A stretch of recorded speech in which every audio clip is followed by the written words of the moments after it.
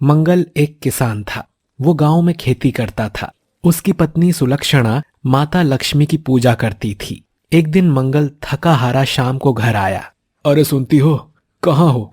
जरा एक गिलास पानी तो देना। वो कई बार आवाज देता है, लेकिन सुलक्षणा कोई जवाब नहीं देती। वो दूसरे कमरे में जाकर देखता है। सुलक्षणा पूजा करने में इतनी खो गई थी कि उसे कुछ होश ही नहीं था। उसकी आंखों से आंसू बह रहे थे। अरे कहाँ खोई हो? सुलक्षणा चौंक कर उठती है। अरे आप कब आए? मैं अभी आपके लिए पानी लाती हूँ। तुम जिन लक्ष्मी जी की पूजा करती रहती हो, उन्होंने हमें दिया ही क्या है? इतनी मेहनत करने के बाद भी हम गरीब ही हैं। ऐसा मत कहिए, माँ सबके भंडार भरती है, एक ना एक दिन हम पर भी कृपा करेगी। मंगल बाहर बैठ जाता है। वो गुस्सा था। उसकी पत्नी हमेशा लक्ष्मी जी की तारीफ करती रहती थी। इसी तरह समय बीत रहा था। एक दिन मंगल घर आया और बोला, सुलक्षणा, हमारी फसल तैयार हो गई है। 1-2 दिन में फसल काट कर मंडी में बेच आऊंगा। इस बार अच्छी फसल हुई है। लगता है पूरा साल आराम से कट जाएगा। आप मानो या ना मानो, ये सब माँ लक्ष्मी की कृपा के कारण ही हुआ है। दोनों ऐसे ही बातें करते करते रात को सो जाते हैं। आधी रात को बहुत तेज बारिश शुरू हो जाती है। सुबह जब मंगल उठता है तो देखता है कि चारों ओर पानी ही पानी है। वो दौड़कर खेत पर जाता है। वो जाकर देखता है कि उसकी सारी फसल बर्बाद हो चुकी थी। घर आकर मंगल बहुत गुस्सा हो जाता है। तुम्हें पता है तुम्हारी माँ लक्ष्मी ने सारी फसल बर्बाद कर दी। एक भी दाना नहीं बचा। पूरे 6 महीने की मेहनत पर पानी फिर गया। सुलक्षणा कुछ नहीं बोलती। वो चुपचाप अपने काम में लग जाती है। अगले दिन मंगल अपने खेत में जाकर काम करने लगता है। पीछे से सुलक्षणा माँ के सामने बैठकर रोने लगती है। माँ, ये सब क्या कर दिया? जितना मैं अपने पति के मन में आपके प्रति भक्ति जगाना चाहती हूँ, उतना ही वे आपसे दूर होते जा रहे हैं। माँ, हम पर कृपा करो। उस दिन से सुलक्षणा मंगल के आने से पहले ही पूजा कर लिया करती थी, जिससे वो गुस्सा ना हो। शाम को जब मंगल घर आया, आज खेत में साफ सफाई करके आया हूं। अब कुछ दिन में पानी सूख जाएगा, तब नई फसल के लिए बीज बोने हैं। साहूकार से कर्ज लेना पड़ेगा। सुलक्षणा कुछ नहीं बोली। उसे पता था कि उसके कुछ बोलते ही लड़ाई शुरू हो जाएगी, क्योंकि मंगल का सारा गुस्सा माता लक्ष्मी जी पर ही निकलने वाला था। अगले दिन से मंगल घर पर ही रहने लगा। खेत पर कोई काम नहीं था। वो पानी के सूखने का इंतजार कर रहा था। तभी दोपहर को एक साधु और उनकी पत्नी मंगल के घर आए। बेटा, हम दोनों बहुत भूखे हैं। बरसात में कहीं भी खाना नहीं मिल सका। क्या तुम हमें भोजन करा सकते हो? जाओ साधु बाबा, मैं भगवान के भक्तों की सेवा नहीं करता। कहीं और जाकर खाना मांगो। ये सुनकर दोनों चल देते हैं। तभी सुलक्षणा बाहर आती है। रुको बाबा, ये आजकल गुस्से में रहते हैं। हमारी फसल बरसात में खराब हो गई है। आप बैठो, मैं आपके लिए खाना परोसती हूँ। नहीं बेटी, जब तक कोई हमें प्रेम से खाना नहीं खिलाता, हम नहीं खाते। बाबा, मुझे माफ कर दीजिए। मैं अपनी ही उलझन में परेशान था। वैसे भी एक किसान के घर से कोई भूखा जाए, ये नहीं होना चाहिए। आप बैठिए और भोजन ग्रहण कीजिए। दोनों बैठ जाते हैं। कुछ ही देर में सुलक्षणा खाना परोस कर ले आती है। साधु और साध्वी दोनों खाना खाने लगते हैं। बेटा, भगवान पर भरोसा रखना चाहिए। वे सब ठीक कर देंगे। भगवान जो भी करते हैं अच्छे के लिए करते हैं। बाबा, मेरी पूरी फसल खराब हो गई। दूसरी फसल 6 महीने बाद तैयार होगी। इसमें क्या अच्छा है बाबा? सब्र कर बेटा, सब ठीक हो जाएगा। मंगल कुछ नहीं बोला। दोनों भोजन करने लगे। सुलक्षणा ने अपने और मंगल के लिए खाना बनाया था। वही खाना सुलक्षणा ने उन दोनों को दे दिया, लेकिन वो खाना कम पड़ गया। सुलक्षणा ने जल्दी से और खाना तैयार करना शुरू कर दिया। वो खाना बनाती जा रही थी, लेकिन साधु और साध्वी की तृप्ति नहीं हो पा रही थी। काफी देर बाद वे बोले, बेटी, क्या घर में अन्न की कमी है? हमारा पेट तो अभी भरा नहीं।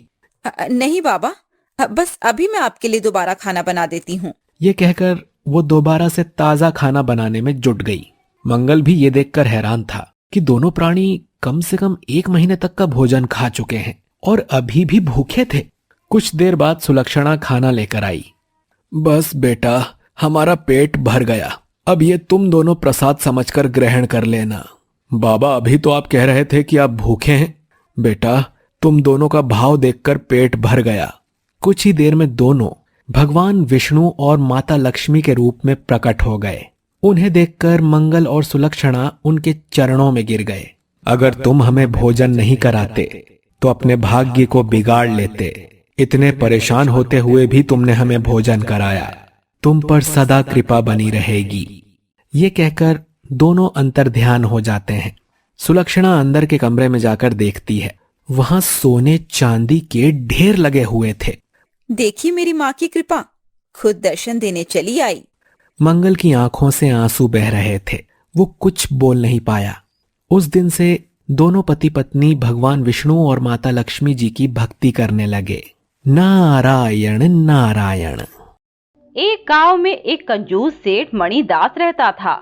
उसकी पत्नी सावित्री बहुत सीधे स्वभाव की थी। वह अपने पति की कंजूसी की आदत से बहुत परेशान थी। मणिदास कंजूस होने के साथ नास्तिक भी था। वह भगवान में विश्वास नहीं रखता था। वह केवल अपने धन को ही भगवान मानता। सावित्री को भी मणिदास पूजा पाठ नहीं करने देता था। सावित्री मणिदास के जाने के बाद छिपकर माँ लक्ष्मी के मंदिर में जाकर पूजा करती और पूजा की थाली वहीं छोड़कर आ जाती। एक दिन सावित्री ने मणिदास से कहा, सुनो जी, माँ लक्ष्मी की कृपा से हमारे पास इतना धन है, इसमें से कुछ दान कर दिया जाए। ये सुनकर मणिदास गुस्से में बोला, ये धन मैंने अपनी मेहनत से इकट्ठा किया है, इसमें लक्ष्मी जी की कृपा कहाँ से आ गई? और हाँ, मैं अपने धन का 1 रुपया भी किसी को दान में नहीं दूंगा। ये कहकर मणिदास अपनी दुकान पर चला गया।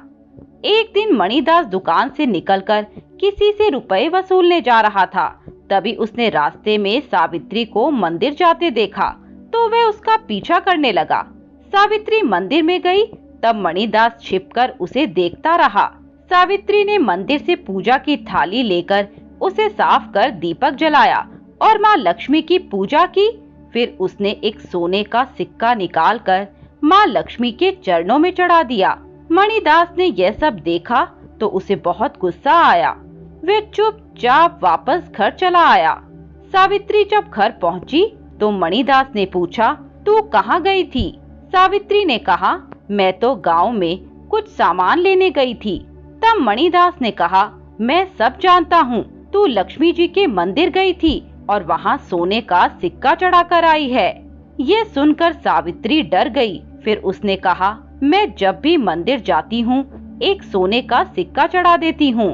ये मंदिर में होने वाले भंडारे में काम आता है। मैंने मंदिर में भंडारा कराने का प्रण ले रखा है। पिछले कई वर्षों से यह भंडारा होता आ रहा है। यह सुनकर मणिदास ने कहा, यह तो धन की बर्बादी है। आज के बाद यदि तू मंदिर गई तो मुझसे बुरा कोई नहीं होगा। सावित्री डर गई और कुछ दिन मंदिर नहीं गई। एक दिन मणिदास के घर मंदिर के पुजारी आए। उन्होंने कहा, सेठ जी, सेठानी जी बहुत दिनों से मंदिर नहीं आ रही, क्या बात है? तब मणिदास बोला, अब वह कभी मंदिर नहीं जाएगी और मंदिर में सोने का सिक्का भी नहीं चढ़ाएगी। मैं भी देखता हूँ इस साल मंदिर में भंडारा कैसे होता है। ये सुनकर पुजारी जी ने कहा, सेठ जी, माँ लक्ष्मी का भंडारा हर साल सेठानी जी के हाथों से होता है, तभी आप पर माँ लक्ष्मी की कृपा बनी रहती है। लेकिन मणिदास अपनी बात पर अड़ा रहा। निराश होकर पुजारी जी वापस चले गए। भंडारे का दिन नजदीक आ रहा था। सावित्री को चिंता हो रही थी कि भंडारा कैसे होगा। अगले दिन सावित्री ने घर में ही सोने का सिक्का एक स्थान पर रखकर उसे लक्ष्मी जी मानकर पूजा की और उस सोने के सिक्के को घर के पीछे कुएं में डाल दिया और कहा, माँ, अब आप ही इस सिक्के को मंदिर तक पहुँचा दें। सावित्री नियम से यही काम करने लगी। एक दिन सावित्री गांव में जा रही थी, तभी उसे मंदिर के पुजारी मिले। सावित्री ने उनसे कहा, पुजारी जी, आप चिंता न करें, माँ लक्ष्मी का भंडारा इस वर्ष भी होगा। मैं मंदिर नहीं आ सकती, आप भंडारे से 2 दिन पहले मंदिर के दान पात्र को खोलना। माँ चाहेगी तो सब ठीक हो जाएगा। तब पुजारी ने कहा, बेटी, गांव वाले तो बहुत गरीब हैं। ये भंडारा तो तुम्हारे चढ़ाए हुए सोने के सिक्कों से होता था, दान पात्र में तो कुछ भी नहीं होगा। सावित्री ने कहा, आप जैसा मैंने बताया है वैसा ही कीजिए, माँ लक्ष्मी का भंडारा अवश्य होगा। इधर मणिदास सावित्री पर पूरी नजर रखता था कि कहीं वह मंदिर न चली जाए। सावित्री छिपकर हर दिन एक सिक्के को माँ लक्ष्मी का स्वरूप मान पूजा करती और उसे कुएं में डाल देती थी। भंडारे से 2 दिन पहले मणिदास ने सावित्री से कहा, चल आज मेरे साथ मंदिर चल और देख तेरी माँ लक्ष्मी ने भंडारे के लिए क्या इंतजाम किया है। उसकी बात सुनकर सावित्री मुस्कुराने लगी और उसने कहा, भंडारे का इंतजाम तो हो गया होगा, चलिए मंदिर चलकर देखते हैं। दोनों मंदिर पहुंच जाते हैं। वहां कुछ गांव वाले पहले से ही खड़े थे। सबके सामने दान पात्र खोला जाने लगा। सावित्री आंखें बंद करके माँ लक्ष्मी को याद करने लगी। जैसे ही दान पात्र खोला गया उसमें पानी भरा हुआ था। सभी को आश्चर्य हुआ कि दान पात्र में पानी कहां से आ गया, लेकिन सावित्री मणिदास की ओर देखकर मुस्कुरा रही थी। मणिदास गहरी सोच में डूबा था। तभी सावित्री ने कहा, आप चिंता मत कीजिए, यह पानी अपने ही कुएं का है। जब उस पानी को निकाला गया तो उसके नीचे वही सोने के सिक्के भरे हुए थे जो सावित्री ने कुएं में डाले थे। मणिदास ने पूछा तो सावित्री ने सारी बात बता दी। ये सुनकर मंदिर में सभी माँ लक्ष्मी की जय जयकार करने लगे। मणिदास माँ लक्ष्मी के पैरों में गिर गया और बोला, माँ मुझे माफ कर दीजिए, मैंने धन के लालच में आपको भी भुला दिया था। 2 दिन बाद मणिदास, सावित्री और गांव वालों ने मिलकर धूमधाम से माँ लक्ष्मी का भंडारा किया। उसके बाद मणिदास और सावित्री दोनों माँ लक्ष्मी की भक्ति करने लगे। भागलपुर गांव में सुलोचना अपने पति दयाशंकर के साथ रहती थी। वह दिन रात भगवान भोलेनाथ की पूजा करती थी। एक बार गांव में सूखा पड़ गया, एक बूंद भी पानी नहीं बरसा। गांव के जमींदार ने एक साधु बाबा को बुलाया। उन्होंने बताया, भगवान इंद्रदेव रुष्ट हो गए हैं क्योंकि इस गांव में कोई उनकी पूजा नहीं करता। उन्हें प्रसन्न करने के लिए अखंड यज्ञ करना होगा, जिसमें सभी गांव वाले आहुति डालेंगे। जब तक यज्ञ समाप्त नहीं हो जाता कोई घर नहीं जाएगा। गांव में यज्ञ की तैयारी होने लगी। नियत समय पर यज्ञ आरंभ हो गया। सुलोचना का पति बाहर काम से गया हुआ था, इसीलिए वे यज्ञ में शामिल होने आ गई। यज्ञ करते हुए जब शाम का समय हुआ तो सुलोचना उठकर जाने लगी। तभी साधु बाबा ने उसे रोका और कहा, तुम यह यज्ञ अधूरा छोड़कर नहीं जा सकती, यह अखंड यज्ञ है। तब सुलोचना ने कहा, बाबा मेरे स्वामी घर आने वाले हैं, मुझे उनके लिए भोजन तैयार करना है और वह थके हारे घर आएंगे, मुझे उनकी सेवा करनी है, इसलिए मैं अब नहीं रुक सकती।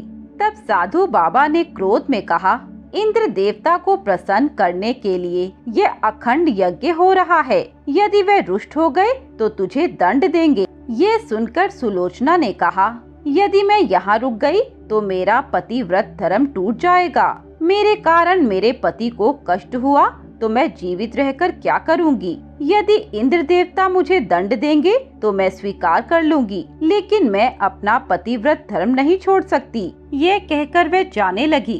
तभी आकाश में तेज गर्जना हुई और इंद्र देवता प्रकट हुए। उन्होंने कहा, सुलोचना तूने मेरी तुलना में अपने पति को ज्यादा महत्व दिया। आज से ठीक 1 सप्ताह बाद तेरे पति की मृत्यु हो जाएगी। यदि तू पतिव्रता है तो अपने पति को बचा कर दिखा। ये सुनकर सुलोचना डर गई, परंतु उसने साहस से कहा, हे इंद्रदेव, यदि मेरे भाग्य में पति का सुख नहीं है तो मैं क्या कर सकती हूँ। फिर भी मैं आजीवन अपना पतिव्रत धर्म निभाऊंगी और उनके मरने के बाद स्वयं भी प्राण त्याग दूंगी। ये सुनकर इंद्र देवता रुष्ट हो गए और अंतर्ध्यान हो गए। सुलोचना भागी भागी घर आई। उसने रोते रोते उदास मन से खाना बनाया और दयाशंकर के आने पर उसके सामने खाना परोस दिया। दयाशंकर ने एक कौर खाया और पूछा, सुलोचना आज खाना तुमने मन से नहीं बनाया, इसमें वह स्वाद नहीं है, क्या बात है। दयाशंकर की बात सुनकर वह रोने लगी। उसने सारी बात बता दी। तब दयाशंकर ने कहा, जो भाग्य में लिखा होगा वही होगा, तुम चिंता मत करो, भगवान भोलेनाथ सब ठीक कर देंगे। अगले दिन सुबह सुलोचना स्नान आदि करके अपने पति की रक्षा करने के लिए भगवान भोलेनाथ के सामने बैठ गई और उनसे कहा, भगवान, यदि मेरे भाग्य में पति का सुख केवल 1 सप्ताह का है तो मैं भी बिना अन्न जल ग्रहण किए प्राण त्याग दूंगी। आज से मैं महामृत्युंजय का पाठ आरंभ कर रही हूँ। केवल अपने पति की सेवा के कोई अन्य कार्य नहीं करूँगी। साथ ही दिन रात ये पाठ करती अपने प्राण त्याग दूंगी। ये कहकर वह पाठ करने लगी। पाठ के बीच में वह केवल अपने पति की सेवा के लिए उठती और बिना अन्न जल ग्रहण किए लगातार पाठ करती रहती। 3 दिन बाद उसके पति की तबीयत अचानक खराब होने लगी। इधर बिना खाए पिए सुलोचना की तबीयत भी बिगड़ रही थी। इसी तरह 3 दिन बीत गए। दयाशंकर को अपनी मृत्यु निकट दिख रही थी। उसने सुलोचना से कहा, मेरी मृत्यु तो निश्चित है, तुम क्यों अपनी जान दे रही हो? तुम उपवास तोड़कर कुछ खा लो। सुलोचना ने कहा, मैं अपना पतिव्रत धर्म नहीं छोड़ सकती, चाहे प्राण छूट जाएं। यदि आप नहीं रहे तो मैं जीवित रहकर क्या करूंगी? वह रात में भी किसी तरह बैठकर महामृत्युंजय का पाठ करती रही। उसे पता था कि कल सुबह उसके पति की मृत्यु हो जाएगी। तभी उसके घर में तेज रोशनी हुई और भगवान भोलेनाथ प्रकट हुए। उन्हें देखकर सुलोचना रोते हुए उनके पैरों में गिर गई। उसका पति बेहोश पड़ा था। सुलोचना ने कहा, हे भोलेनाथ, मैंने तो पतिव्रत धर्म निभाने के लिए यज्ञ छोड़ा था। यदि ये अपराध भी है तो सजा मुझे मिलनी चाहिए। मेरे पति को किस कारण दंड मिल रहा है? आप मेरे प्राण ले लीजिए, मैं इनके बिना जीवित नहीं रह सकती। तब भगवान भोलेनाथ ने कहा, तुम पतिव्रत धर्म जीत गई। इस संसार में कोई ऐसी शक्ति नहीं जो पतिव्रता स्त्री से मुकाबला कर सके। ये कहकर भोलेनाथ ने सुलोचना और उसके पति को पहले जैसा स्वस्थ कर दिया। दोनों भगवान के सामने नतमस्तक हो गए। तभी वहाँ इंद्र देवता प्रकट हुए। उन्होंने कहा, देवी, मैं तुम्हारी पतिव्रता शक्ति को पहचान नहीं सका। अब तुम्हें व तुम्हारे पति को कोई कष्ट नहीं होगा। ये कहकर दोनों अंतर ध्यान हो गए। तभी गांव में वर्षा होने लगी, जिससे पूरा गांव खुशहाल हो गया। मित्रों, आपको ये कहानी कैसी लगी हमें कमेंट बॉक्स में बताएं। साथ ही ऐसी नई नई कहानियों के लिए हमारे चैनल कथा अमृत को सब्सक्राइब करें।